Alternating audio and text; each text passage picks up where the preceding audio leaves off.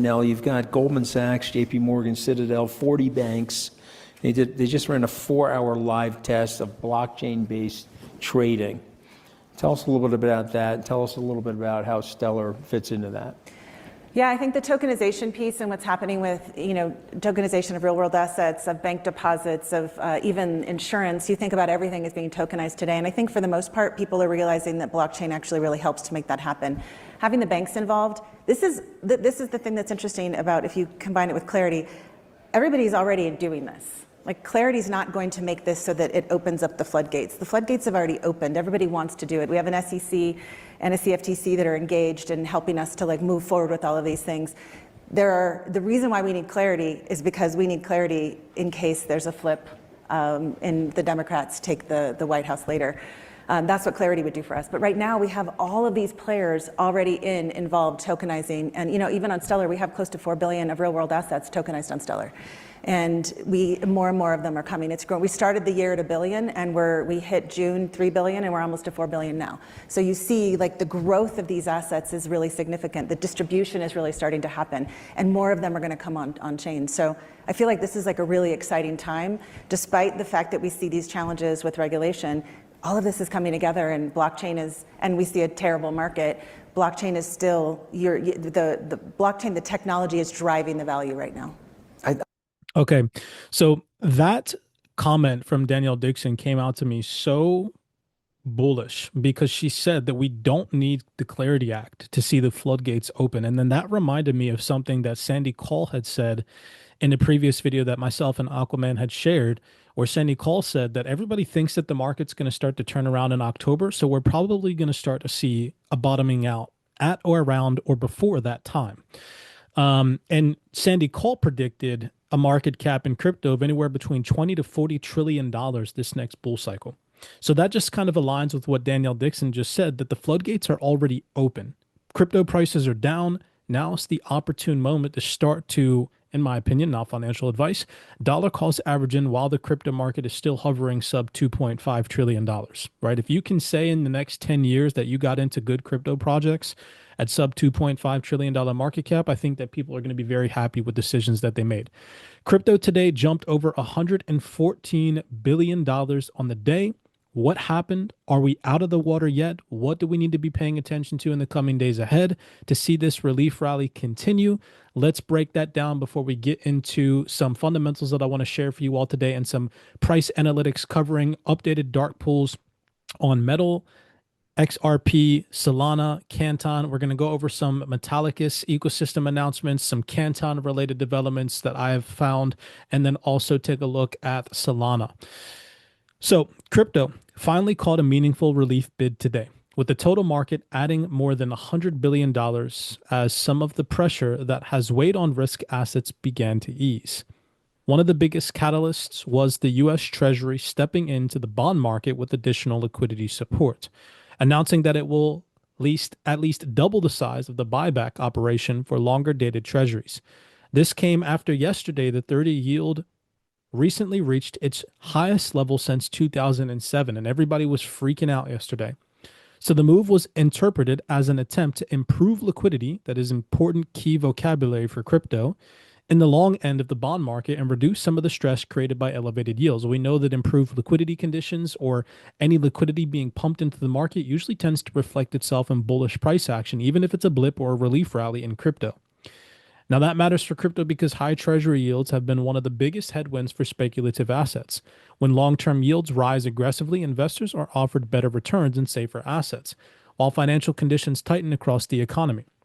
Today's Treasury announcement helped ease some of that pressure and supported a broader risk-on relief rally in crypto, especially considering that crypto had already experienced an extended period of selling. There was also a slight improvement in the geopolitical backdrop. While the U.S. ambassador to Israel said a larger military campaign against Iran remains possible, he also acknowledged efforts to create a mechanism involving Syria, Israel, and Turkey aimed at de-escalation.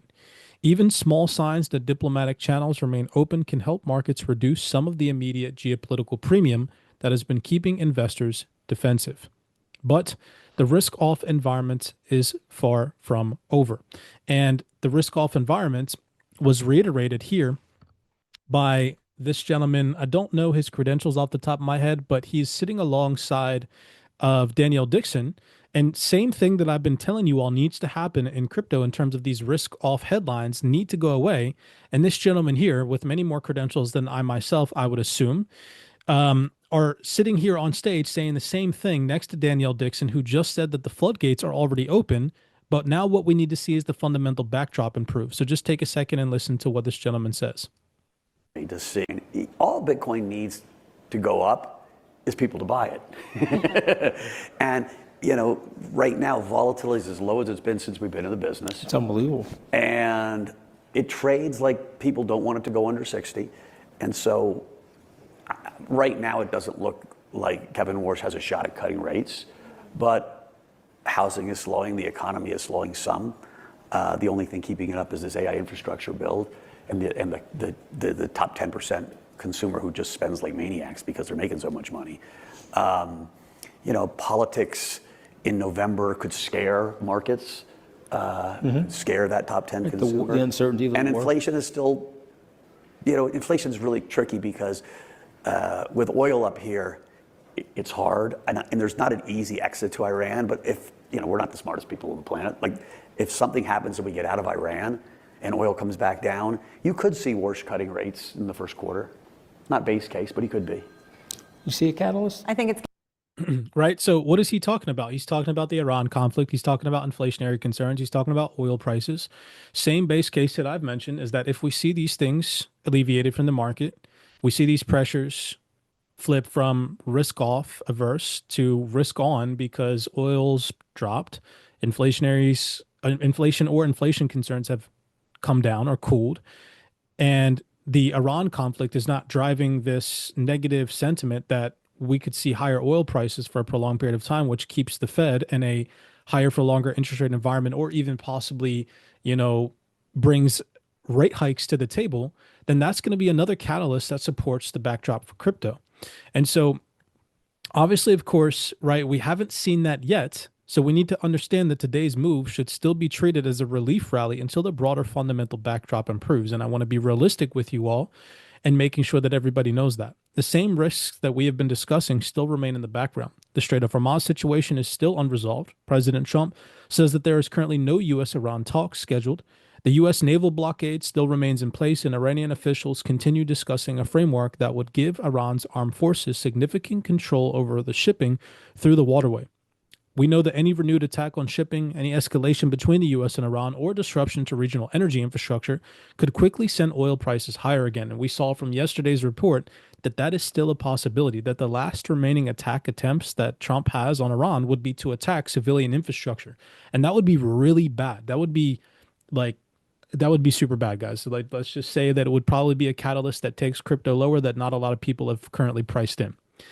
So be prepared for that in case it happens. Nobody knows. Hopefully it doesn't escalate to that extent. But if it does, we know how to react. We know what to expect. And so when everybody else is fearful, I will just look at that as another buying opportunity, just like we saw this most recent sell-off as a buying opportunity in this community for most of us that has now benefited. That brings us back to the equation that we've been watching for weeks. Higher oil will lead to higher future inflation expectations, will then likely lead to higher treasury yields, which will then likely lead to more hawkish Fed expectations and put pressure on crypto and other risk assets. The treasury buyback announced can help with bond market liquidity, but it does not remove the inflation problem if energy prices remain elevated. The next important catalyst that we have later today is the release of the FOMC meeting in minutes. The previous meeting contained a significant hawkish split, with 3 members dissenting in favor of a rate hike.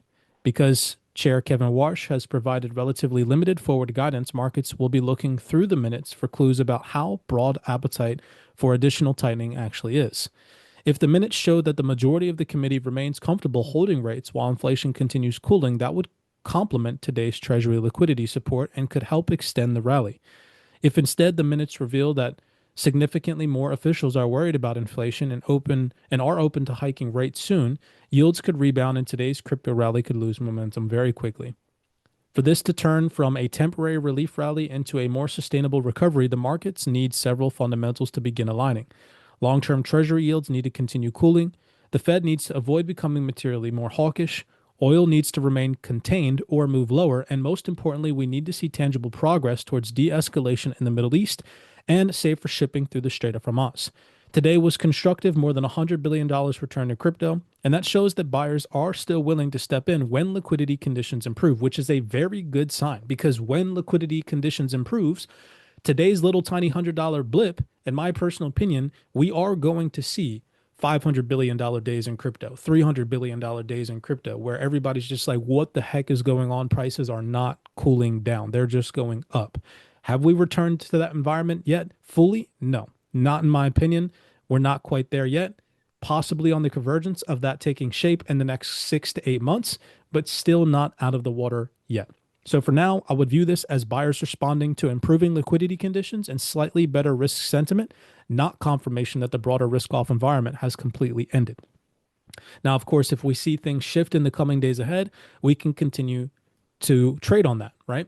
But just to show you guys that we have been probably the only community keeping it 110% real and accurate with everybody publicly and, of course, with you all inside the private community. Here is an August 1st, 2026 post that I responded from Marshall Hayner's post where he said, I truly say to you, financial freedom is coming for those with ears to hear and eyes to see. And when he posted this, I noticed, this was July 30th, the day after I noticed one of my metal alarms was going off, my metal alarm at the dark pool at the 09261. And so I posted it to the general public, showing them how accurate the software is that we have access to inside of CYPRX. And sure enough, days later, what do we see? We come over and we look at metal's price action. Metal had a phenomenal bullish reaction from the dark pool at the 09261 to the absolute pip. Anybody that bought metal when I posted that at the 09261 is currently sitting in some profit. Not substantial amount of profit, but still nonetheless a great buying opportunity in my personal opinion. Now, on top of that, with this most recent surge, everything else that we've been giving to the general public has also proven accurate. So here was a post, again, timestamps for me are important, 2 days ago, August 17th, 2026. And my XRP higher time frame analysis was that we would like to see buyers reclaim the 107.51. If we come over and we take a look at XRP's price, where did it tap into today? To the absolute motherfrickin' T. Like, you cannot, I'm probably the most accurate XRP analyst on the face of the internet. Y'all look at this, 107.51 to the freaking pip. Shout out the scalper for the dark pools. I wouldn't be able to do it without him, but people have got to wake up. The bullish moonboy crap that exists on XRP on the internet can be easily avoided if people just tapped into these dark pools. So as of recent, with the update on XRP, we've come into the 107.51. We need to see buyers reclaim that before we get super excited. If we can see 107.51 turn into support, then we could see a meaningful attempt towards $1.16 and $1.36 as our next bullish targets. As for Solana, we mentioned that if we can see buyers reclaim the 74.38, then we would likely see price push into anywhere between $80 to $85. We come over to Solana's price action and we can see we reclaimed the 74.38 to the absolute freaking pip when we traded straight into $80 to $85. We come over to Canton. The last analysis that I gave to you all was that we need to see buyers reclaim the 09453 on Canton, turn that into support, and then we could start to see a move back into the next dark pool at the 12257. As of time of recording, we are still seeing buyers make a formal attempt to defend at the recent base here in this area. We have not sustainably broken back above the 09453, but as of time of recording, what I'm seeing for now is that sell volume is getting absorbed at this base. So if we can see a nice break and retest of the 09453 and make a meaningful attempt above these most recent local highs, then that would open up a good case for a recovery on Canton back into the next dark pool of the 12257. So I'm starting to aggressively accumulate some Canton coin here. I did at the most recent low, but seeing how bullish volume is starting to absorb some sell volume here, I started to dollar cost average in today, considering that right now Canton's price is lagging to the rest of the market. So I felt like this was a good buying op in case we do see a nice pop back above these highs. I'm keeping downside risk on the back of my mind. So just in case I'm not, getting rid of all my capital, my access capital right now, but I have facilitated some good buy orders on Canton at these lower levels. think I got in at roughly around like the 0903 this morning. Quickly, briefly going over what to pay attention to in the coming days ahead in terms of price action. So we went over the updated levels that have all recently hit on all the crypto assets that we have been monitoring, starting off with XRP. Of course, sentiment has not changed. Previous analysis still remains the same. If we want to see this bullish momentum continue, we don't want to see sellers start to trap buyers where they previously defended at the 107.51 and become aggressive. That would be a no-go and would most likely see all of this bullish volume completely engulfed, and we'd likely see price back down on these lows. But if we can see buyers reclaim the 107.51, that would be a very good sign and open the door for a much better meaningful recovery on XRP. So right now, the most recent base comes in at about $1.05. As long as price can continue to trade above $1.05, break back above $1.07, turn it into support. Like I mentioned, that would open up a much better recovery opportunity on XRP's price to start to trade up into our next hurdles of anywhere between $1.16 to $1.36. If we do not see a pullback and we continue from here, we still again need to see buyers turn $1.0751 into support. Same thing, that could open up the door for a much better recovery on XRP. Personally, I'm not getting overly optimistic on XRP until we break above $1.29, or even if we do break above $1.07, we are still operating in this most recent bearish environment. And sellers could continue to defend where they previously trapped buyers at $1.29 if we start to see a price move back into that area. So if we break above $1.29, I'll probably start screaming that the bottom is in, at least to an extent. Price underneath of $1.07, bearish targets still remain. It's going to take a major catalyst for us to get there, but still possible nonetheless. Below $1.07, 91 cents is still on our radar, 68 cents below that. And in an extreme risk-off environment, we have 44 to 51 cents. Right now, not looking so hot, but still nonetheless a possible opportunity. Solana. Right now, we have a major sell dark pool sitting at the 85.11. We're currently hovering in no man's land in between the 80.14 and the 85.11. So if we want to see this momentum on Solana continue, we need to hold the most recent base, which comes in at the 74.38. If we can hold above this most recent base, retest the 74.38, break back above the 80.14, make a meaningful attempt at 85.11. If we can break above 85.11, that's going to open up the door for a nice squeeze up into 94.16 as our next bullish hurdle. If we don't see a pullback opportunity and we just continue to turn 80.14 into support from here, that could also open up the door for a nice move up into 85.11 and beyond.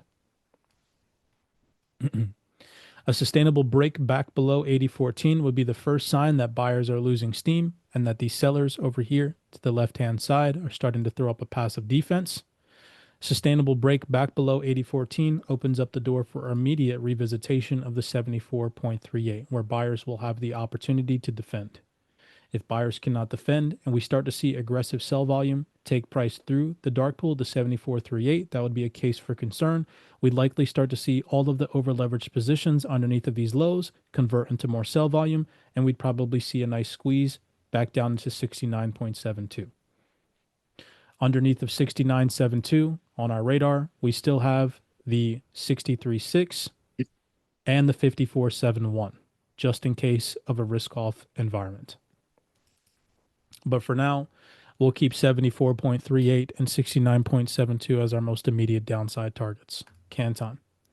Canton for now, still lagging a bit in terms of price action, so I wouldn't be surprised if we see a nice pop back above 0.9453, catching up with the rest of the market, and then we'll see a much better decision on whether buyers can reclaim 0.9453, turn it into support, and move higher, or whether or not these sellers over here continue to throw up a passive defense, keeping price suppressed below 0.9453.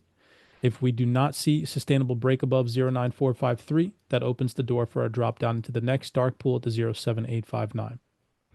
Below 0.7859, we still have 0.58 on our radar, far stretch away, but this 9-cent region was a far stretch away back when price was trading at 17 cents, so keep it on your radar. I have clear alarm set right here and here, slightly above the dark pools, just in case.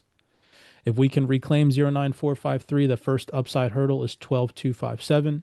Canton's price action to the upside, just in case. Keep in mind, I'm going to start offloading some of my positions. I'm done bag holding. I think I'm going to start swing trading my long-term crypto positions with amounts that I'm comfortable with. So if we ever do make it to these higher levels on Canton, I have about 500,000 Canton units.